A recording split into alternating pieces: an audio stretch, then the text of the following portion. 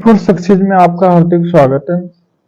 मेरे चैनल को लाइक से सब्सक्राइब जरूर करें। आज जो हम डिस्कस करेंगे वो हिंदी का पार्ट 2 करेंगे। पार्ट 2 के बारे में डिस्कस करेंगे। इससे पहले वाला अगर आपने पार्ट 1 नहीं देखा है तो उसके बारे में आप जरूर देख लें। आज जो हम डिस्कस करेंगे वो डिस्कस इस प्रकार से है, जो कि आपकी परीक्षा के लिहाज से, चाहे आप किसी भी कम्पिटिटिव एग्जाम की अगर तैयारी कर रहे हैं तो उसके लिहाज से ये सारे क्वेश्चन कैसे महत्वपूर्ण रहेंगे। पहला क्वेश्चन यहाँ पर ये बोल रहा है कि इनमें से कौन सी ध्वनि अवधि में नहीं आती है।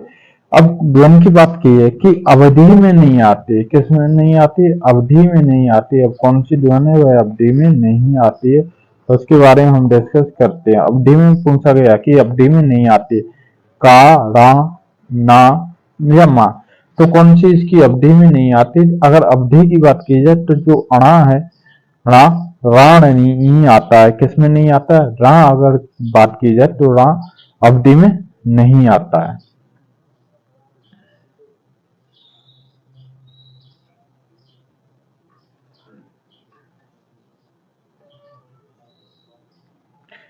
नेक्स्ट क्वेश्चन कह रहा है प्रसन्नता, प्रसन्नता शब्द में कौन सी ध्वनि है। अगर इसकी प्रसन्नता शब्द की अगर बात की जाए तो इसमें कौन सी ध्वनि आती है, तो ध्वनि संयुक्त ध्वनि आती है या संप्रक्त ध्वनि आती है, युग्मन ध्वनि आती है या अपरोक्त में से कोई ध्वनि नहीं। तो यानी अगर इसकी बात की जाए, ध्वनि की बात की जाए तो वह ध्वनि कौन सी आती है, यानी सी, यानी युग्मन ध्वनि आती है। युग्मन ध्वनि की अगर बात की जाए तो option number C is correct answer. इसका जो आंसर हो जाएगा कौन सा हो जाएगा, सी इज करेक्ट आंसर हो जाएगा।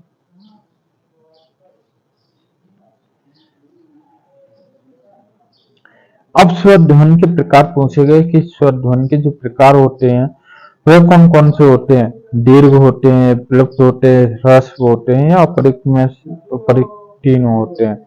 तो यानी जो बात की जाए,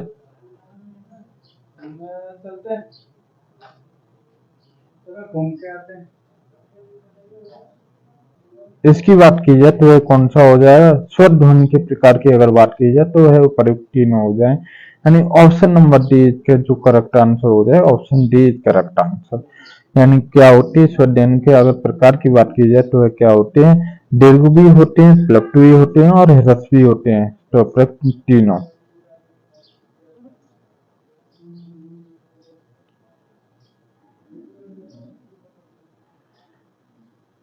नेक्स्ट क्वेश्चन कह रहा है कि स्वरों के उच्चारण में लगने वाले समय को क्या कहते हैं। अब जो उच्चारण है उसमें, यानी स्वरों का जो उच्चारण है उसमें लगने वाले समय को क्या कहते हैं।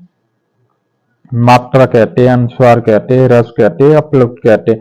तो यानी अगर स्वरों में उच्चारण में जो समय लगेगा तो उसे हम क्या बोलते हैं, मात्रा बोलते हैं। तो इसका जो करेक्ट आंसर हो जाएगा वह हो जाएगा option number A is correct answer.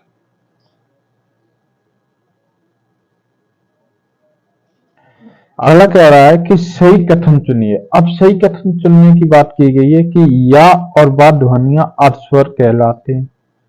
ठीक है, क्या कहलाते हैं, अर्धस्वर कहलाते हैं। व्यंजन का उच्चारण बिना स्वर की सहायता से हो सकता है। व्यंजन का अगर उच्चारण की बात की जाए तो वह बिना स्वर के हो सकता है। अवदेश का विपर्य अवदन देश होता है। ठीक है, हिंदी व्यंजनों की संख्या 8 होती है। कितनी संख्या बताया, 8 बताया। तो इसमें ये बोला गया है कि सही कथन चुनिए। या बा जो है वह जो शब्द है वह कैसे हैं, अर्धस्वर कहलाती हैं। या और बा की अगर बात की जाए, या और बा कैसे हैं, अर्धस्वर कहलाते। तो इसलिए जो इसका करेक्ट आंसर हो जाएगा option number A correct answer हो जाएगा।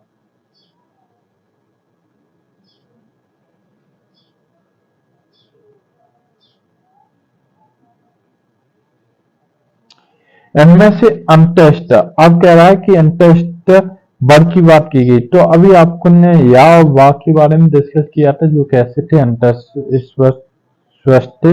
तो अंतस्वष्ट की बात की गई थी, तो वही बा, ता, ए या ओ में। तो इसमें कौन सा हो जाए, ऑप्शन नंबर ए यानी बा हो जाएगा। तो option number A is correct answer.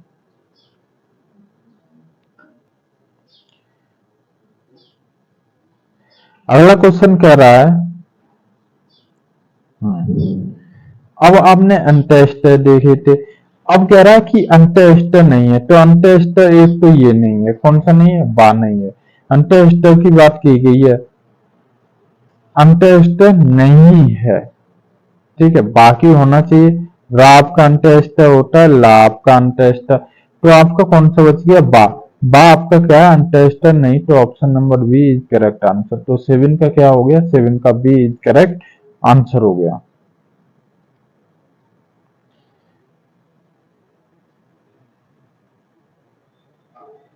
इनमें से कौन सा वर्ड स्पर्श व्यंजन नहीं होता। अब ये बोला बोला गया कि इसमें से कौन सा स्पर्श व्यंजन नहीं है, का, चा, ता या। तो इसका स्पर्श व्यंजन की बात की गई, तो स्पर्श व्यंजन कौन सा नहीं होगा, या नहीं होगा, तो option number D is correct answer हो जाएगा।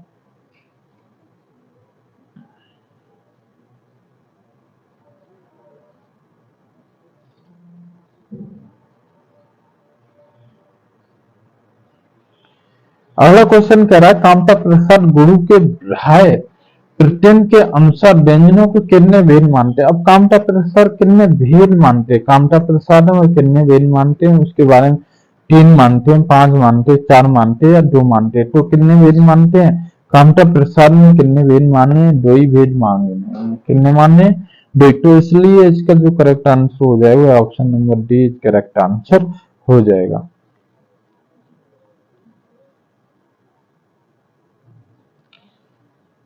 अगला क्वेश्चन कह रहा है कि निम्नलिखित कंठस्थ ध्वनियां कौन सी होती है। अब कंठस्थ ध्वनियों की बात की गई, का, खा या राल, चा, सा या टा, ड़ा। तो क्या हो सकता है, काखा जो आपके हैं वह कैसे हैं, कंठस्थ ध्वनियां कहलाती हैं। तो इसके लिए इसका जो करेक्ट आंसर हो जाएगा option number A is correct answer. काखा जो है वह आपकी कैसी है, कंठस्थ ध्वनियां कहलाती हैं।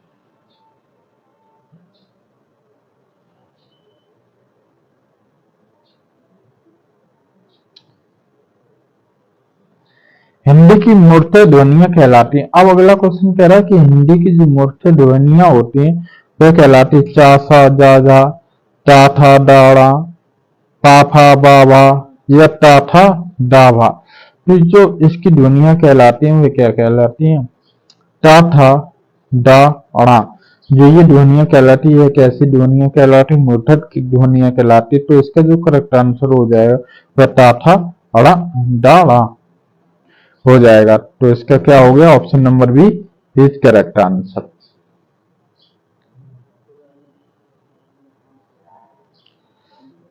उच्चारण की दृष्टि से बा ध्वनि है। अब उच्चारण की दृष्टि से देखा गया कि उच्चारण की दृष्टि से जो है बा ध्वनि वह कौन सी ध्वनि आ जाती है, दंत आ जाती है, दंतोष्ट आ जाती है, कंठाल्य आ जाती है या तालव्य आ जाती है। तो इसकी जो बात की जाए वह क्या कहलाती है, तंत्रोष्ट कहलाती है, तंत्योष्ट। तो option number B is correct answer. अगला कह रहा है, निम्नलिखित ध्वनियों में कौन सी दंतोष्ट की है। अब दंतोष्ट की बात की गई, इससे पहले वाले पार्ट में भी आपने दंतोष्ट की बात की गई कि दंतोष्ट ध्वनि कौन सी बताई गई थी, दंतोष्ट ध्वनि बाद ध्वनि को दंतोष्ट ध्वनि बोला गया था। अब नेक्स्ट क्वेश्चन में क्या बोल रहा है कि दंतोष्ट ध्वनि कौन सी है, तो निम्नलिखित में से ध्वनि में कौन सी दंतोष्ट ध्वनि है, था, पा, भा, मा या बा। तो यानी तंतोष ध्वनि की बात की गई तो क्या हो गया, 13 का डी ऑप्शन हो गया। तो बाद जो है वह कौन सी दंतोष ध्वनि कहलाती है। अगला क्वेश्चन कह रहा है, हिंदी की ओष्ठ व्यंजन ध्वनि होती है। अब हिंदी की जो ओष्ठ व्यंजन ध्वनि की बात की गई वह ओष्ठ व्यंजन कौन सी होती है, आ होती है, था होती है, भा होती है या जा होती है। अब ओष्ठ की बात की गई, ओष्ठ ओष्ठ यानी भा भा भा, यानी जो ओठों से ध्वनि निकलती है उसे कौन सी ओष्ठ व्यंजन कहते हैं। तो वह कौन सी निकलती, भा। भा जो है वह कौन सी ओष्ठ व्यंजन कहलाती। तो इसलिए जो करेक्ट आंसर हो गया वह क्या हो गया, option number C is correct answer. अगला क्वेश्चन कह रहा है कि निम्नलिखित में कंठस्थ ध्वनि है। अब कंठ ध्वनि की बात की गई है, ई, टा, पा, हा। तो यानी कंठस्थ ध्वनि की अगर बात की जाए, कंठ यानी जो कंठ से निकले, कंठ से जो ध्वनि निकलती है उसे क्या कहते हैं, कंठस्थ ध्वनि कहलाते हैं। तो ई नहीं निकल रही, टा नहीं निकल रही, हा वो भी नहीं निकल रही, हा यानी कंठ से कौन सी, हा यानी जो कंठ से निकल रही है वह ध्वनि कौन सी हो जाती है, हा ध्वनि। हा जो शब्द है वह कौन से कंठ ध्वनि से निकलता है। तो इसलिए जो इसका करेक्ट आंसर हो जाएगा वह हो जाएगा option number D is correct answer. अगला क्वेश्चन कह रहा है निम्नलिखित में तो ओष्ठ ध्वनि नहीं है। अब पूछा गया कि ओष्ठ ध्वनि नहीं है, चा में, पा में, भा में या मा में। अब ओष्ठ ध्वनि की बात की गई तो ओष्ठ ध्वनि कौन सी नहीं है, वह चा में। चा में जो ध्वनि है यानी वह कौन सी ओष्ठ ध्वनि नहीं कहलाती, जो ओंठों से नहीं निकलती है उसे क्या कहते हैं, ओष्ठ ध्वनि कहते हैं। तो चा जो है तो इसका जो करेक्ट आंसर हो जाएगा, करेक्ट आंसर क्या हो जाएगा, option number A is correct answer हो जाएगा। अगला कह रहा है डा ध्वनि का उच्चारण स्थान का आधार होता। अब जो डा है, डा ध्वनि का जो उच्चारण स्थान की बात की गई तो क्या होता है, ताल होता है या दंत से होता है, कंठ से होता है, औष्ठ से होता है, डा टा। यानी अब इसमें जो बात की गई है, अगर आप डा को पढ़ें तो कैसे आता है, दांत, दांत लगते हैं, दंत। तो इसका जो करेक्ट आंसर हो जाएगा क्या हो जाएगा, option number B is correct answer. तो दंत जो है वह टा का उच्चारण स्थान के आधार पर होता है।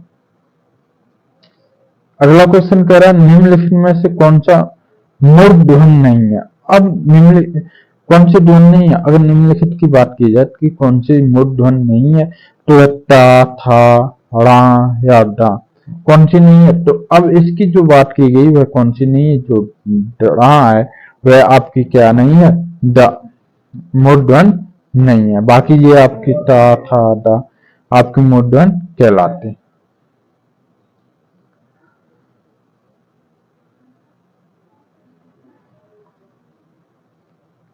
ओ ओ किस प्रकार के वर्ड होते हैं। अब ओ की बात की गई कि ओ जो वर्ड होते हैं वह किस प्रकार के होते हैं, तालब होते हैं, मुंडस्थ होते हैं, दंतोष्ठ होते हैं और कंठोष्ठ होते हैं। अब जो इसकी बात की गई है ओ कहाँ से होती है, कंठ से। आवाज कहाँ से निकलती, कंठ से। तो कंठोष्ठ के कौन से वर्ड हो जाते हैं, कंठोष्ठ वर्ड हो जाते हैं। तो इसका जो करेक्ट आंसर हो गया वह option number D is correct answer. अगला कह रहा है हिंदी की साध्वन होती है। अब हिंदी के साध्वन की बात की गई, किसकी बात की गई, हिंदी का जो साध्वन है, हिंदी की जो साध्वन है वह किससे होती, मोदक से होती, तालब से होती, दंत से होती या ओष्ठ से होती। अब इसकी जो बात की गई वह किससे होती है, तालब से। हिंदी की जो साध्वन होती है वह किससे होती है, तालब से होती है। तो बी इसका जो करेक्ट आंसर हो गया वह क्या हो गया, बी हो गया, option number B is correct answer. तो तालब से होती है। अगला क्वेश्चन कह रहा है कि निम्नलिखित में दंत ध्वनि है। अब दंत ध्वनि की बात की गई है, किसकी बात की गई, दंत ध्वनि की बात की गई कि दंत ध्वनि है, का, सा, टा, फा। अब कौन सी दंत ध्वनि की बात की गई, तो दंत जो दांत से निकलते, टा टा टा, तरबूज वाला। तो कहां से निकल रही, दंत से। तो जो इसका जो करेक्ट आंसर हो गया वह क्या हो गया, option number C correct answer. अगला क्वेश्चन कह रहा है कि हिंदी की बात ध्वनि। अब हिंदी की बात ध्वनि की बात आ गई कि हिंदी की जो बात ध्वनि निकलती है वह कहाँ से निकलती है, दंत ध्वनि से निकलती है, ओष्ठ ध्वनि से निकलती है, या दंत ध्वनि से या तालब ध्वनि से। तो कहाँ से निकलती, जो इस ध्वनि की बात की जाए वह कहाँ से निकलती, बा बा, ओष्ठ ध्वनि यानी बा बा बा। बोल के देखो कहां से निकल रही, ओंठ, आपकी दोनों ओंठ मिल रही तो ओष्ठ ध्वनि कहलाती। तो इसका जो करेक्ट आंसर हो जाएगा वह हो जाएगा option number B is correct answer.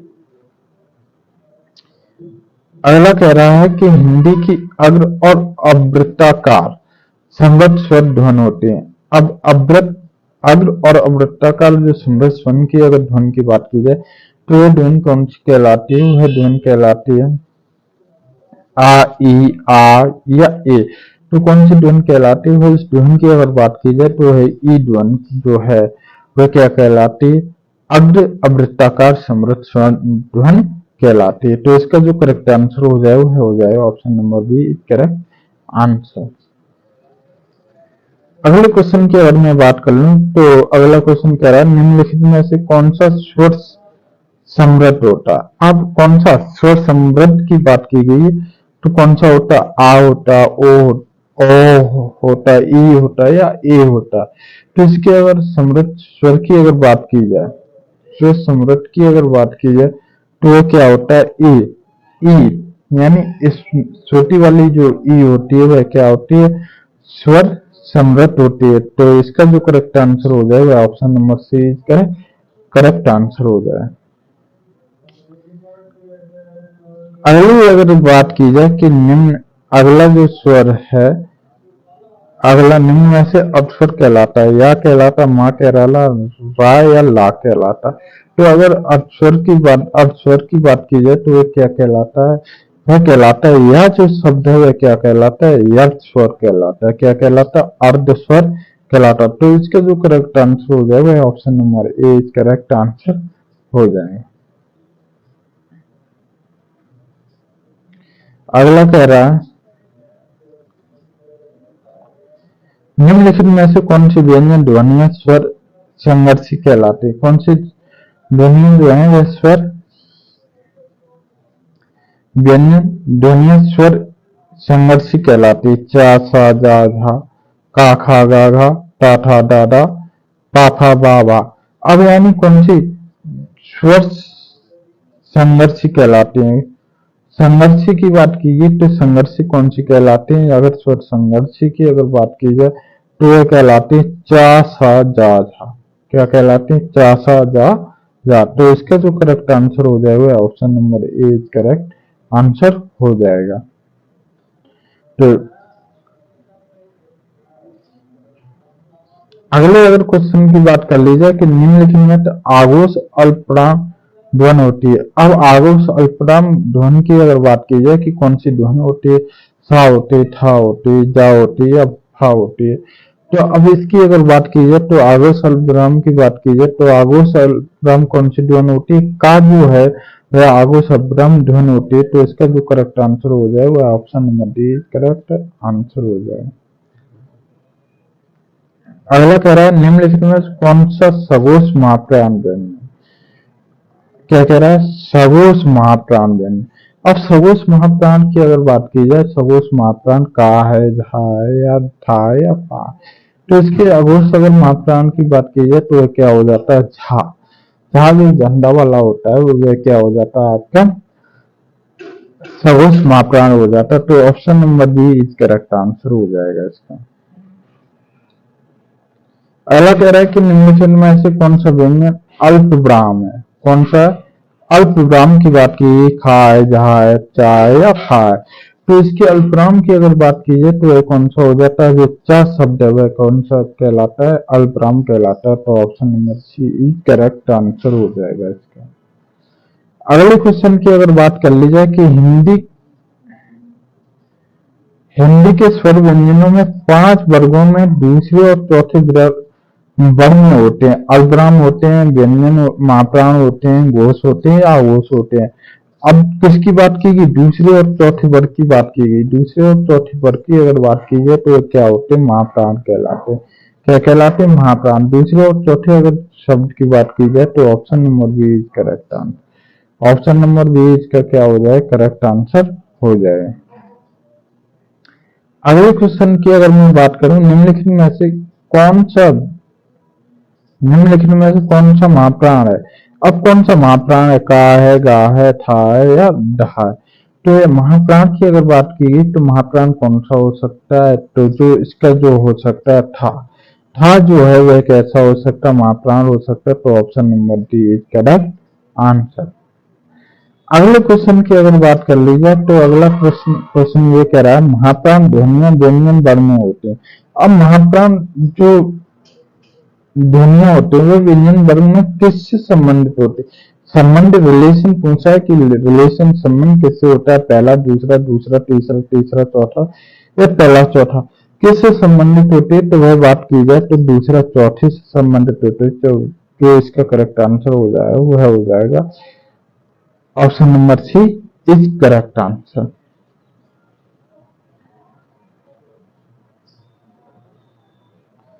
अगले क्वेश्चन की अगर बात कर ली जाए तो निम्नलिखित में से कौन सा एक अल्पराम ध्वनि है। अब अल्पराम ध्वनि की बात की गई, का है, खा है, गा है या था है। तो इसकी जो अल्पराम ध्वनि की अगर बात की जाए तो वह जो अल्पराम ध्वनि इससे पहले भी याद गया था, तो का जो है वह कैसा अल्पराम ध्वनि है। तो इसका जो करेक्ट आंसर हो जाए तो option number A correct answer हो जाएगा। क्वेश्चन नंबर अगर 34 की बात की जाए तो 34 क्वेश्चन क्या कह रहा है कि शाहजहाँ के अंतर्गत आते हैं। अब कौन कौन से आते हैं, ऊष्म आते हैं, स्पर्श आते हैं, अंतःस्थ आते हैं या संयुक्त आते हैं। अब जो इसकी बात की जाए कि कौन से आते हैं, तो वह आते हैं संयुक्त। कौन से आते हैं, संयुक्त, यानी सा जा जा जा ये कैसे संयुक्त व्यंजन के अंतर्गत आते हैं। तो ये option number D correct answer हो जाएगा।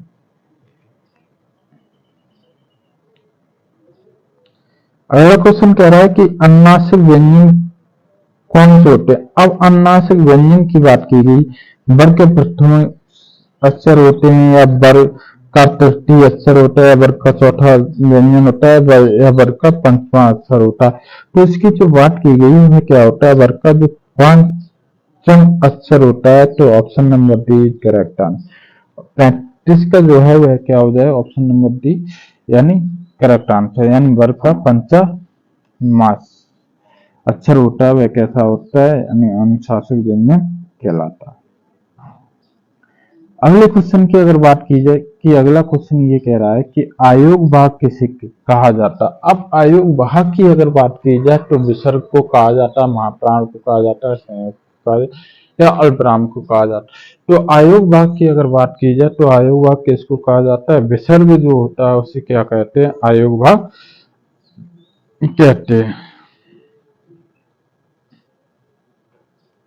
अगला क्वेश्चन कह रहा है वर्णमाला किसे कहते हैं। अब वर्णमाला किसे कहेंगे, ठीक है, बात ये आ गई कि वर्णमाला किसे कहेंगे, शब्द समूह को कहोगे,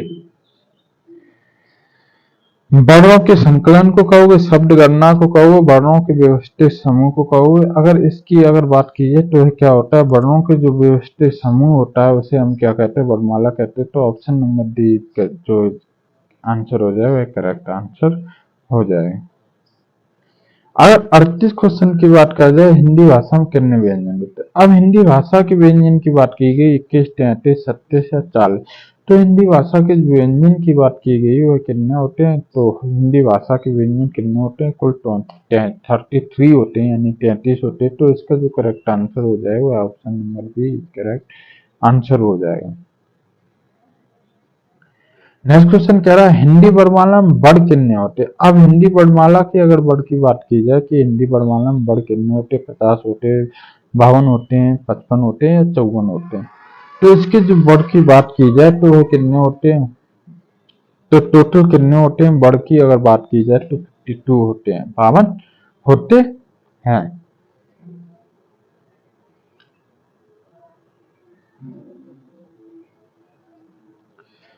अगला व्यंजन कह रहा है अगला क्वेश्चन कह रहा है व्यंजन और स्वर के संयुक्त।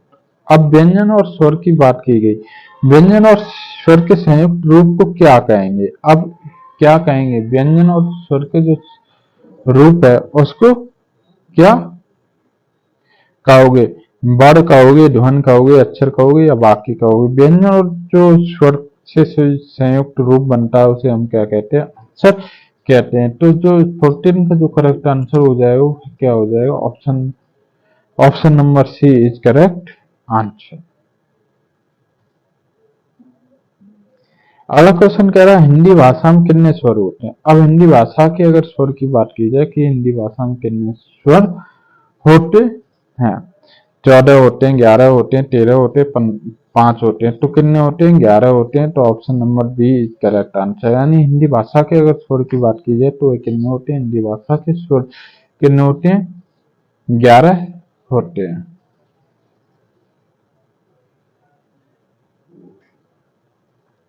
अगला कह रहा है क्वेश्चन कह रहा है भाषा की सबसे छोटी इकाई कौन सी होती है, स्वर होती है, व्यंजन होती है, शब्द या बढ़ होती है। तो अगर एक भाषा की सबसे छोटी इकाई की अगर बात की जाए तो सबसे छोटी इकाई क्या होती है? बढ़ होती है। क्या होती है? बढ़ होती है। तो इसका जो करेक्ट आंसर हो जाता है वह क्या हो जाएगा? Option number D is correct answer.